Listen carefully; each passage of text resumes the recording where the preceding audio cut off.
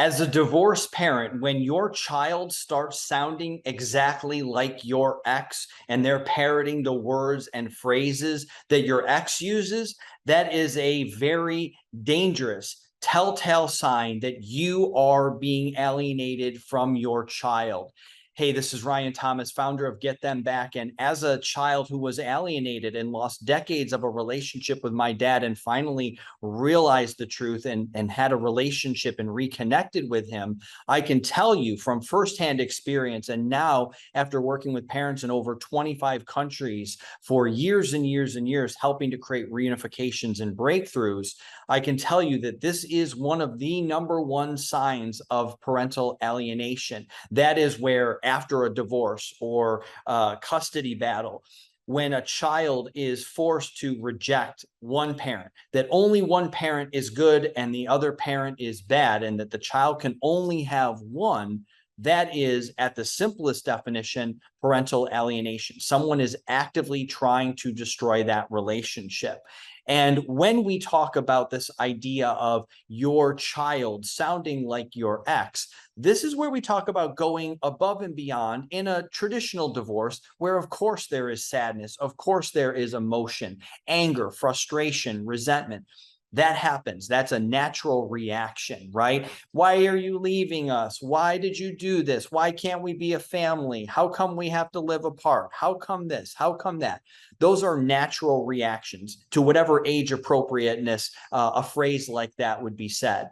Where you run into danger is when arguments that you have had, perhaps in private, things that are presented in court documents via a custody case or divorce proceedings or financial disclosures and financial separations. All of a sudden, those are the details. Those accusations that you have heard from your ex, suddenly your child is saying that, right? Something like, so you don't care about us? So you're leaving us? So you're abandoning us? You want us to be poor? You want to put us out of the house? You want mom to have no place to live? You want dad to be able to, have no money? You want to do this? You want to do that? And you say, what? Like, why are they saying these things? They shouldn't be involved. They shouldn't have any idea of any of these things that are going on. And yet they do. The child may come and say, well, I'm not going to do that unless you pay for this, or unless you agree, I'm not going to see you. You don't deserve to see me. You're not a good parent. You're not a good mom. You're not a good dad. Good parents don't do that to their child.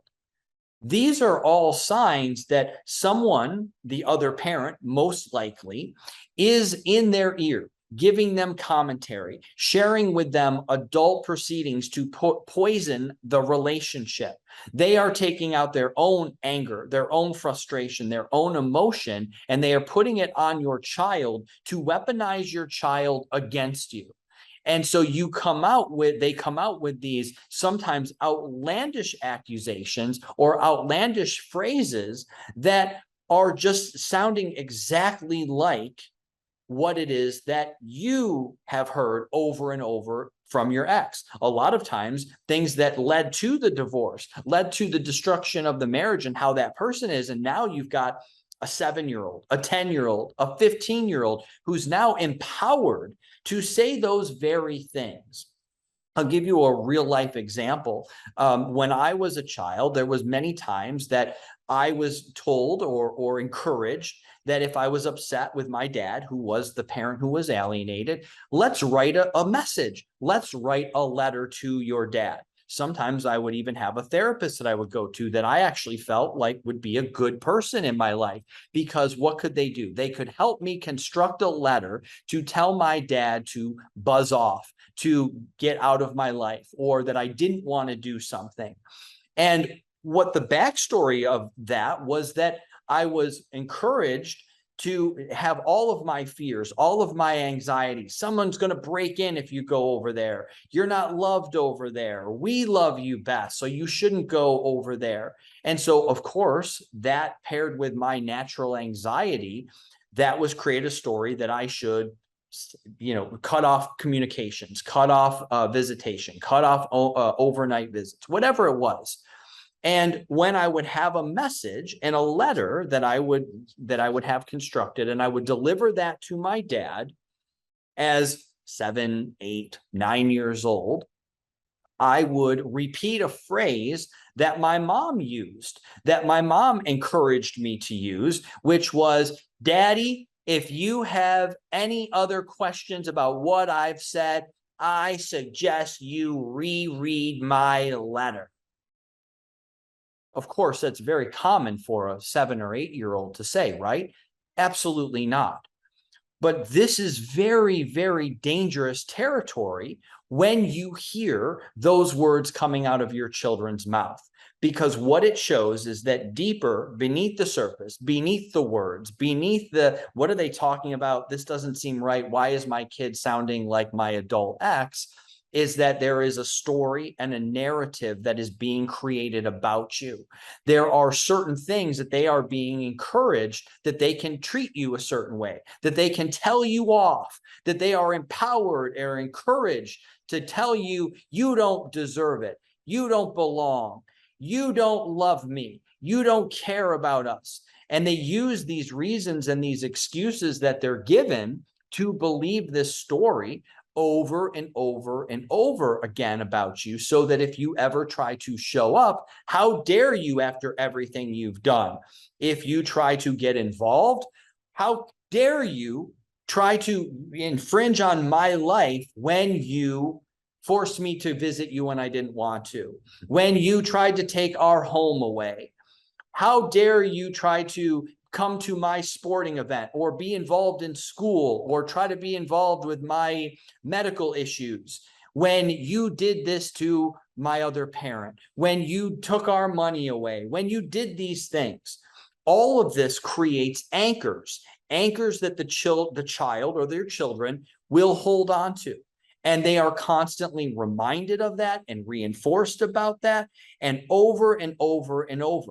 So what that does is it creates, not only on the surface, something that they're using to reject you, but there is a deeper story within them that is building that you don't care, you are only here to cause chaos, you are only here to cause problems, that you are an obstructionist. You are the bane of their existence. Your only purpose is to hurt them or to hurt the other parent, and they are told that over and over. So you need to be, the child needs to be loyal to the good parent, and rejection and negative and silence towards you, the other parent, the alienated parent, or the soon to be, or in the process of being alienated as a parent. So it is much deeper than just, oh, this isn't her talking, this isn't my child talking, this is the other parent.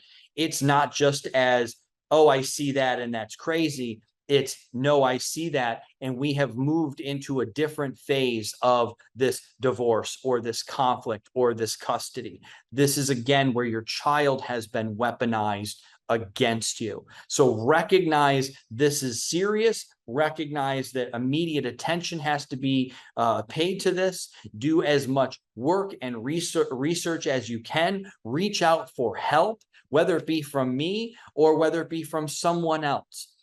Find someone who understands the perspective of the child, who can advise you, here's what's going on inside their mind, here's how to communicate with them, here's what you can say and do to make a difference, to create a change, to start undoing that programming. Now, of course, that is what I do from that perspective, first as a child of alienation who discovered the truth, but also now as working with parents in over 25 countries for years and years, where we're able to help you on the communication side, as well as the emotion and mindset side of how to deal with all of this when your life is being turned upside down, when you don't know what to do, when everything logical is turned against you. Where do you go?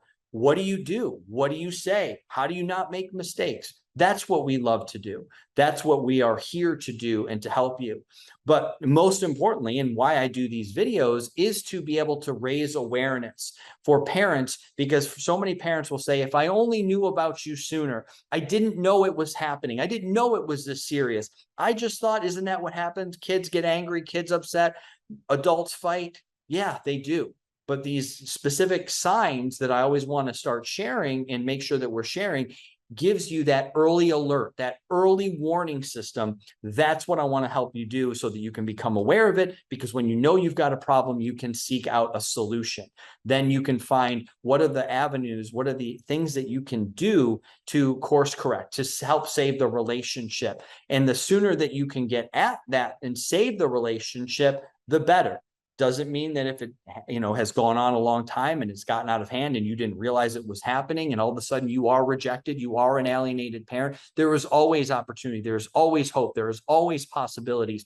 And we can use the length of time in order to turn things around.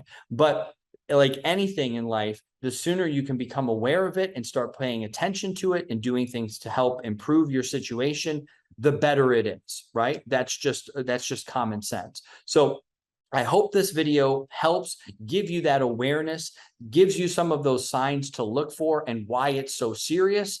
Again, I'm Ryan Thomas. I thank you so much. Wherever you're watching this, like, subscribe, so that you can get more detailed information from this. Check out our website at ryanthomasspeaks.com, where you can get more free resources.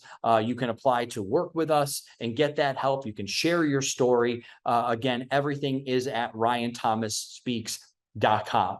I thank you so much, and I'll see you on another video.